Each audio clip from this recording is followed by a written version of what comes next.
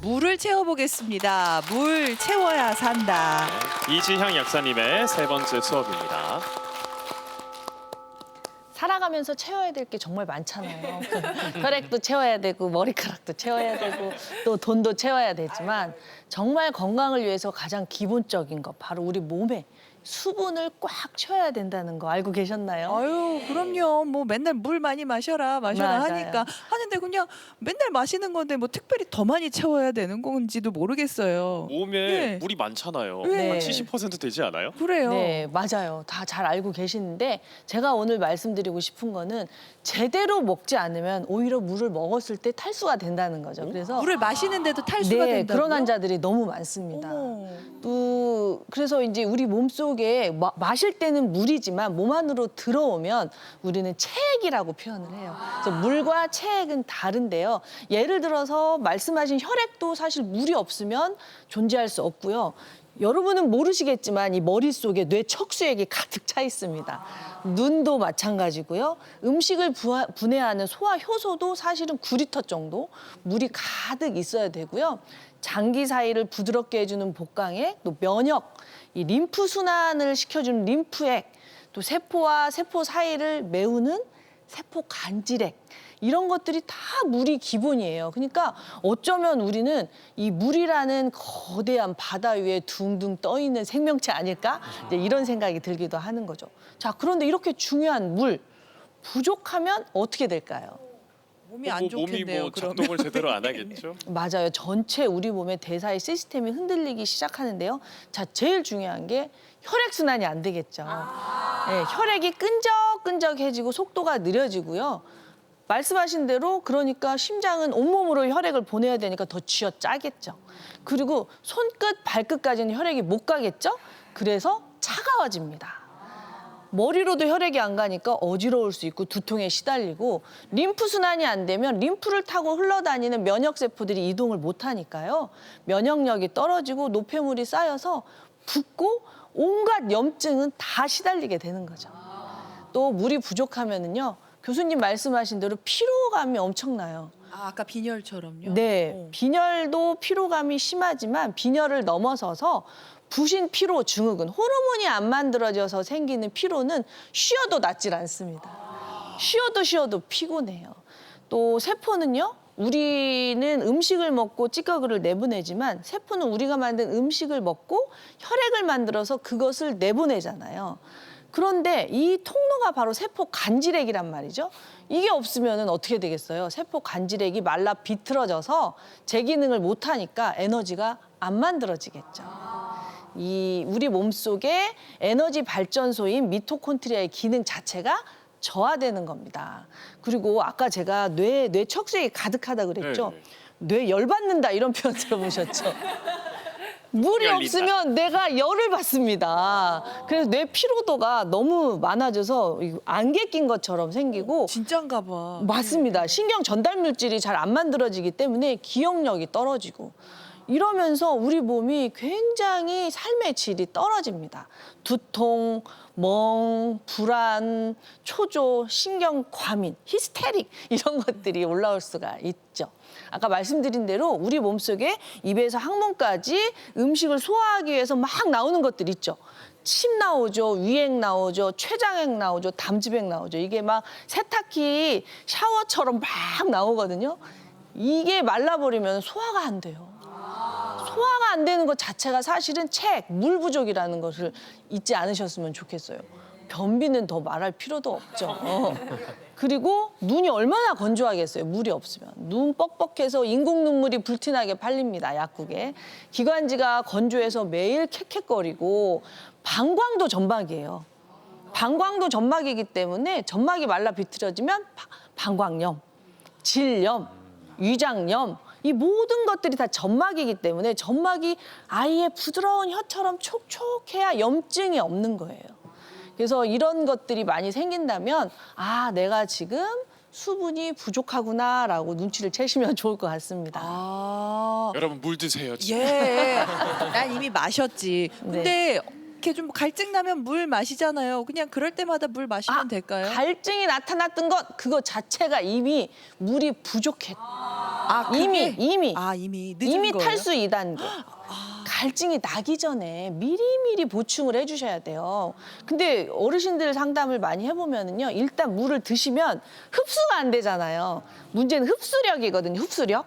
쫙 끌어당겨야 되는데 그 능력이 안 되니까 물 드시면 화장실을 너무 자주 가는 거예요. 그래서 귀찮다고 안 드시는 것도 있고, 또 나이를 드시면 모든 게 좀 둔해지잖아요. 갈증 센서도 좀 둔해져요. 그래서 이 갈증을 잘 못 느껴요. 그래서 굉장히 만성 탈수로 시달리시는 분들이 많은 거죠. 그래서 목이 마를 때 드시면 늦어요. 미리미리 보충을 해주셔야 됩니다. 미리 마십니다. 그 이게 조갈라면은 탈수 2단계라고 하셨는데 어떤 증상이 있을 때 물을 마셔야 되는 자, 제가 이 몸이 보내는 체액 부족, 이 물 부족 신호에 대해서 말씀드릴 텐데요. 혹시 이런 신호가 있으면 내 몸에서 물을 달라고 신호를 보내는구나 하고 알아차리셔야 됩니다. 첫 번째요. 입냄새가 심해져요. 침이 많아져야 되는데 침이 부족해지면 입이 바짝바짝 타는 거는 물론 구내염도 많아지죠.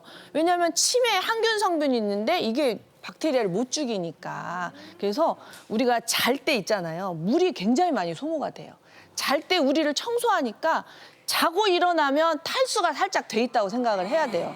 그래서 아침에 일어나면 무조건 건강한 사람도 약간의 구취가 나요. 그러니까 아침에 일어나서 수분 보충을 반드시 해줘야 되는 거죠.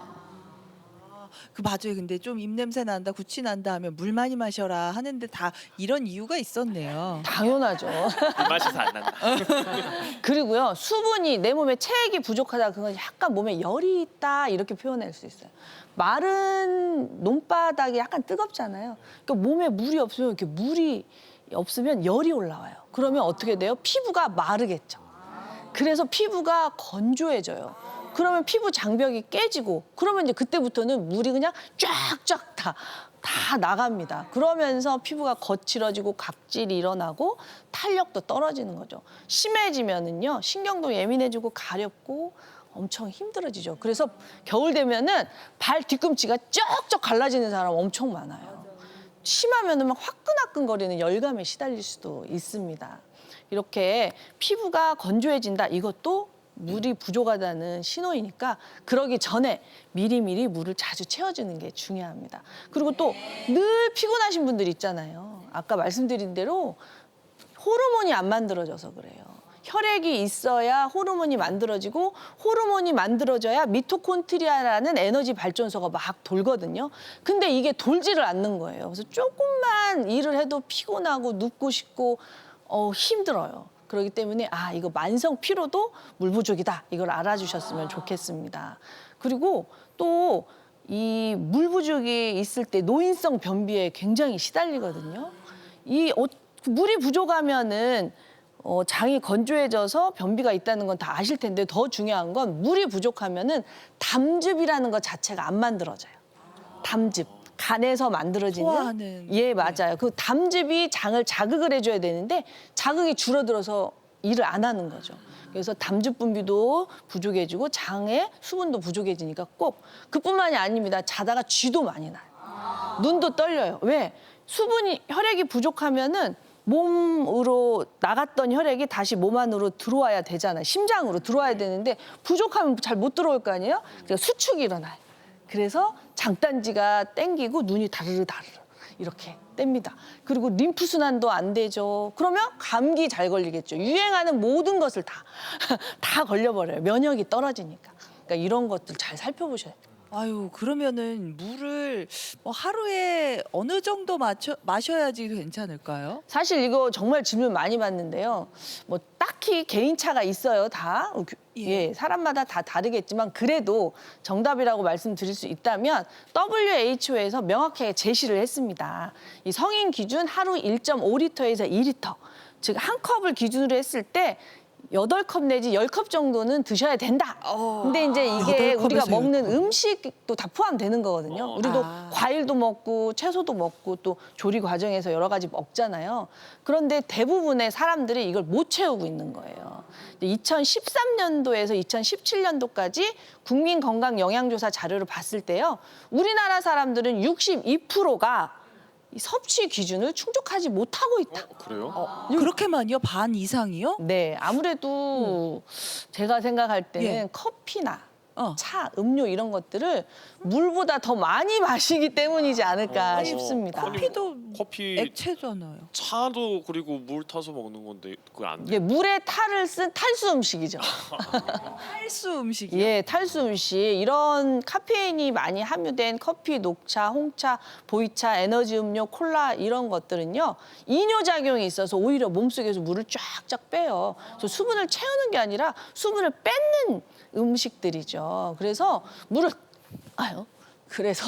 물을 잘 드시지 않는 분들은 의도적으로 물병을 들고 다니거나 내가 오늘 하루 얼마나 물을 먹었는지 잘 체크를 하는 게 중요할 것 같습니다. 근데 주변에서 그런 친구들도 있었는데 자기는 물 마시는 게 좀 불편하고 좀 잘 안 마셔진대요. 네. 이온 음료는 괜찮지 않을까 하고 이온 음료를 이렇게 많이 마시는 분들도 계시는데. 이온 음료가 커피보다는 낫겠죠. 카페인 음료보다는 낫겠지만 이온 음료에는 당분이 많이 들어있어요. 아. 네, 그래서 인슐린 저항성이 생겨서 이 뱃살이 찔 수가 있기 때문에 아이고. 네, 급할 때는 드시지만 가급적이면은 그냥 안 드시는 것을 권장을 하고요. 맹물이 맛이 없다면은 여러 가지 좋아하는 차 종류 이렇게 드셔서 일단 물을 드시는 습관을 만드는 게 무척 중요한 것 같습니다. 차에 카페인 없는 차는 괜찮을까요? 네, 카페인이 없는 것을 꼭 확인을 하셨으면 뭐 좋겠고요. 녹차, 홍차 이런 거는 카페인이 있어서 네. 오히려 탈수가 있다고 저도 네. 듣긴 했거든요. 네, 그런 거 맞습니다. 말고 이제 다른 차들. 루이보스 이런 거는 임산부도 먹어도 된댔어요. 아, 그래요? 예. 루이보스, 네. 미역국 오늘 뭐 많이 그런 얻어갑니다. 차도 그런데 지나치게 많이 마시면 안 좋거든요. 그 이유는 뒤에 설명을 해드리겠습니다. 네. 자, 그런데요. 갑자기 물을 안 마시던 사람들이 갑자기 물을 막 좋다고 막 마시면 어떻게 될까요? 아, 그것도 뭐 문제가 되나요? 네, 제가 이렇게 상담을 해보니까 물이 좋다 해서 물을 마시잖아요. 그러면 물이 흡수가 안 되니까 화장실 가는 횟수가 엄청 늘어나는 거예요. 맞아요. 그거 좀 불편해요. 왜 그러냐면 물이 들어오는 것도 중요하지만 내 몸에서 꽉 잡는 것, 저장하는 것도 능력이기 때문에 흡수력, 이게 있어야 되기 때문입니다. 그러면 어떻게 그거를 흡수할 수 있을까요? 흡수력을? 사실 뭐 물만 마시면은 된다면은 우리가 병원에 가서 우리가 탈수했을 때 수액 맞잖아요. 수액을 뭐하러 맞아요? 그냥 물만 마시면 되지. 그렇잖아요. 근데 그 수액은 그냥 물이 아니에요. 그 수액에는 우리의 생명을 유지시켜주는 각종 물질들이 들어있거든요. 포도당, 전해질, 뭐 아미노산 등 많은 성분이 포함되어 있단 말이에요. 그래서 이런 것들이 있어야 내 몸에 체액이 채워지는구나, 이걸 아셔야 되는데 이게 바로 삼투압의 원리입니다. 내가 아무리 물을 많이 마셨다 하더라도 내 몸속에 이런 물을 끌어당기는 물질이 가득 있어야 몸 밖으로 빠져나가지 않는다는 거예요. 조금 더 구체적으로 설명을 드리면 나트륨, 칼륨, 마그네슘, 중탄산, 염소, 요소, 아미노산, 포도당, 미네랄 이런 물질들이 내 몸속에 가득 있어야 물을 품어요. 물이 몸 밖으로 빠져나가지 않습니다. 그리고 나트륨이나 염소는 소금에서 들어오고요. 아미노산은 단백질에서 들어와요. 칼륨은 채소나 과일에서 들어오고, 그러니까 즉 물만 드셔서는 안 되고 다른 음식도 골고루 드셔주셔야 물이 내 몸에서 빠져나가지 않는 거죠. 그러니까 물과 함께 식사도 잘 하셔야 물을 마시고 그걸 내 몸 안에 저장을 할 수 그렇죠. 있다라는 거군요. 네. 자, 근데 질문이 한 개 들어왔는데요. 그 2년 전부터 투석 치료를 받고 있는 분인가 봐요. 근데 신장 기능이 떨어지는 사람들은 물을 많이 마시면 안 된다고 들었는데 저 같은 투석 환자는 수분을 어떻게 섭취해야 하나요?라고 하셨는데. 물을 많이 마시면은 원래 우리 몸은 소변으로 내보내요. 네. 물을 적게 마시면은 물을 가둬서 못 나가게 하고 그 능력이 있는데 신장 기능이 약하신 분들은 그게 안 되니까 반드시 전문가하고 상의해서 일정 정도 자신에게 맞는 처방을 좀 받으시면 좋을 것 같습니다. 함부로 많이 드시면 안 될 것 같아요. 이거는 그냥 상의해서 어느 정도 선을 맞춰서 거기에 맞춰서 드시면 네, 되겠네요. 맞습니다. 자신에 맞는 음수량을 찾으셔야 돼요. 요거는 그냥 개인적으로 하지 마시고 네. 상의를 해보셔서 하는 게 좋겠습니다. 신장 투석을 하니까 신장이 이제 보낼 수 있는 그 양만큼만 그렇죠. 좀 드시는 게 좋을 것 같아요. 이런 분들은 특히나 무조건 물 많이 마시는 건 조심하셔야겠네요. 그럼요. 네, 알겠습니다. 수업 잘 들었습니다. 네.